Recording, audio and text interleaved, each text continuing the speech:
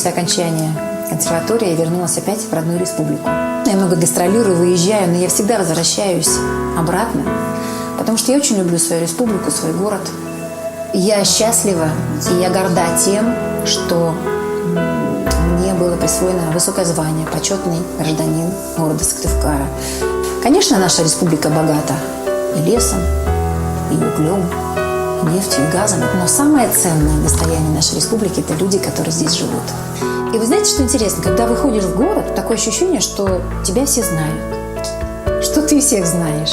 Мы ценим то, где наша семья. Здесь выросли мои дети, здесь я вышла замуж.